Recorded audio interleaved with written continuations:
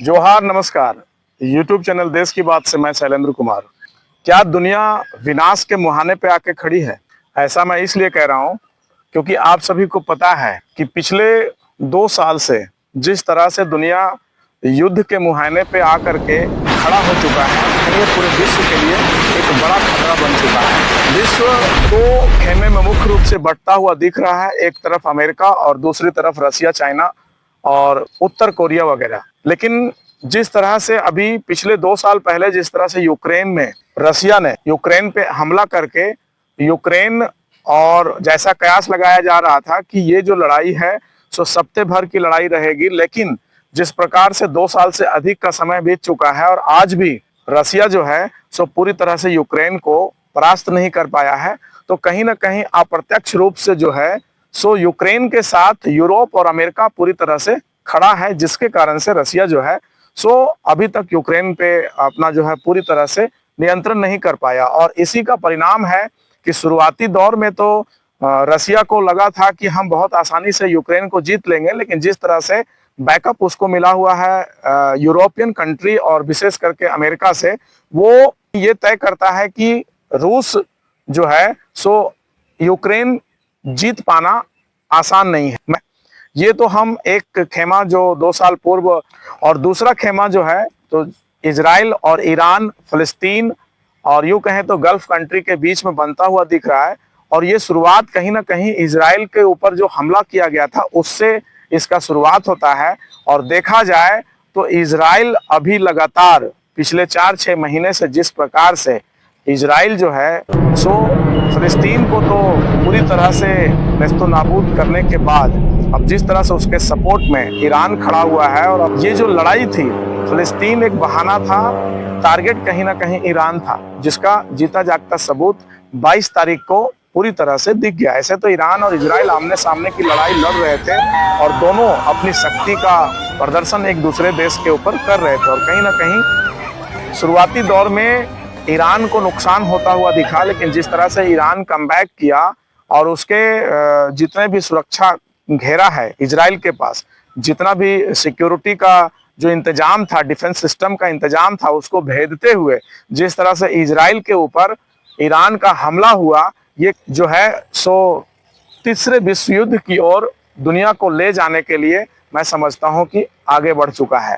दुनिया का एक खेमा जो है सो ईरान के साथ भी होता हुआ दिख रहा है। हालांकि पूरी तरह से ईरान के समर्थन में अभी कोई भी देश नहीं आया है, लेकिन जिस तरह से चाइना और रसिया ईरान को समर्थन करने का बात कहा है, ये तय करता है, ये बताता है कि आने वाले समय में विश्व के लिए बहुत खतरे की घंटी बज रही है। और जिस तरह से 22 तारीख को अमेरिका सीधे तौर पे ईरान के परमाणु केंद्र पर जिस तरह से B2 बॉम्बर से अटैक किया है, और ये अटैक जो है सो कहीं ना कहीं ईरान भी इस चीज को जानता था, इस स्थिति को जानता था, उसका अपना इंटेलिजेंस या तो फिर उसके सपोर्टिंग देश का जो इंटेलिजेंस था वो कहीं ना कहीं उसको ये खबर मिल चुका था कि अमेरिका उसके ऊपर हमला करेगा। लेकिन अमेरिकी हमले का जो डेट था वो जिस तरह से जल्दबाजी 2 दिन के अंदर किया गया, वो उसमें थोड़ी सी कहीं ना कहीं अमेरिका जल्दबाजी किया है, क्योंकि अमेरिका को भी पता चल गया था कि ईरान जो है सो अपने परमाणु उपकरणों को कहीं ना कहीं दूसरे स्थानों पर शिफ्ट करने का व्यवस्था कर रहा था। इसी को देखते हुए जो अमेरिका 2 सप्ताह के अंदर ईरान को ऊपर हमला करने का बात कह रहा था कि अगर ईरान नहीं मानता है, शांति वार्ता के साथ वो अपने परमाणु केंद्र का ध्वस्त नहीं करता है, तो ईरान के ऊपर हमला किया जाएगा। तो ईरान का इंटेलिजेंस या दुनिया का जो उसका सपोर्टिंग इंटेलिजेंस था वो इस चीज के लिए तैयार नहीं था कि 2 दिनों के अंदर अमेरिका हमला कर दिया। लेकिन अमेरिका फिर से पूरी दुनिया को चौंकाते हुए अपनी शक्ति का प्रदर्शन किया और ईरान के ऊपर 22 तारीख के रात में जिस तरह से हमला किया, और ईरान के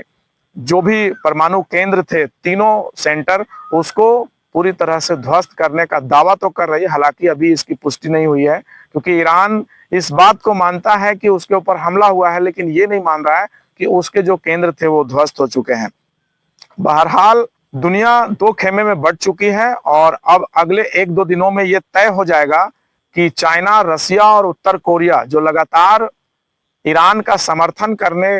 के लिए बात कर रहे थे और अमेरिका को चेता रहे थे कि अगर अमेरिका इस पर सीधे तौर से कूदता है तो चाइना, रसिया और उत्तर कोरिया भी ईरान के साथ आकर के खड़ा होगा। तो अमेरिका तो पूरी दुनिया को एक अलग तरफ करते हुए, चूंकि उसकी सिक्योरिटी, जो अमेरिका की सिक्योरिटी है, वो कहीं ना कहीं ईरान से खतरे की घंटी थी। तो अमेरिका पूरी दुनिया का परवाह ना करते हुए ईरान के ऊपर हमला करके जो उसका सुरक्षा घेरा है, वो उसको अपने मजबूती की ओर अमेरिका लगातार आगे बढ़ा है। आज से ही नहीं, अमेरिका शुरू से ही वैसे देश के साथ हमेशा जो अमेरिका के लिए खतरा रहे हैं उसको वो बर्बाद करने के लिए अपना सारा शक्ति लगाया है, दुनिया का परवाह किए बगैर। और इस बार भी ईरान से चूंकि अमेरिका को जो खतरा दिख रहा था, उसी के कारण इजराइल और फलस्तीन बहाना था, कहीं ना कहीं टारगेट जो है सो ईरान था। ये परिस्थिति अमेरिका जिस तरह से हमला किया है और अब जिस तरह से चाइना और रसिया और उत्तर कोरिया किस प्रकार से ईरान का समर्थन करते हैं, आने वाले दिनों में पता चलेगा। लेकिन इस बीच जो सबसे इंपॉर्टेंट है कि क्या विश्व जो है सो विनाश की ओर जा रहा है या आज भी स्थिति कुछ है। अगर भारत का एक बहुत बड़ा रोल हो जाता है, क्योंकि अभी तक यूक्रेन युद्ध हो या ईरान युद्ध हो, ईरान इजराइल युद्ध हो या रसिया यूक्रेन युद्ध हो, दोनों युद्धों में भारत कहीं भी किसी भी देश के साथ खड़ा होता हुआ नहीं दिख रहा है और अपने आप को इस युद्ध से अलग किया हुआ है। लेकिन चूंकि दुनिया अब विनाश के स्थिति में पहुंचने के लिए आगे बढ़ रहा है और उस बीच अगर भारत अपनी शक्तियों का उपयोग अपने कई जो शांति प्रिय देश हैं उनका सहयोग लेकर के अगर ये महाशक्तियों को नहीं रोकता है, तो विनाश सिर्फ America, European country, Iran, Israel, Ukraine और रसिया तक नहीं रहेगा। वो विनाश का जो असर है वो हमारे भारत देश पर भी पड़ेगा। तो अभी चाहिए कि भारत अपनी सुरक्षा व्यवस्था को ध्यान में रखते हुए अपने नागरिकों को जिस प्रकार से उन सभी कंट्री से निकाल रहा है उसको पूरा करते हुए, साथ ही साथ पूरी दुनिया में शांति वार्ता के लिए पहल इसको बड़ा तेजी से करना चाहिए। क्योंकि दुनिया रहेगी तो भारत रहेगा। ऐसा नहीं है कि भारत इस युद्ध से परे हो जाएगा, किसी ना किसी रूप में भारत के ऊपर भी ये युद्ध का असर होगा। जैसा हम पहले से भी जानते हैं कि भारत के भी कई दुश्मन देश हैं जो उसके बॉर्डर एरिया में हमेशा भारत को आंखें दिखाते रहते हैं। हालांकि भारत अपना सुरक्षा घेरा मजबूत किए हुए है और उन सभी दुश्मन देशों से लगातार अपनी सुरक्षा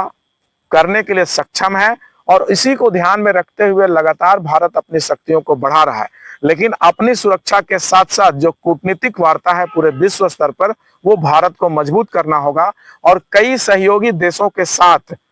जिस तरह से तीसरा मोर्चा यूं कहे तो किसी समय में भारत रहा है, किसी भी गुट में ना रह करके एक तीसरा मोर्चा के रूप में भारत नेतृत्व किया है, तो उसका आज जरूरत पुनः पड़ चुका है पूरे दुनिया को, पूरे विश्व को। क्योंकि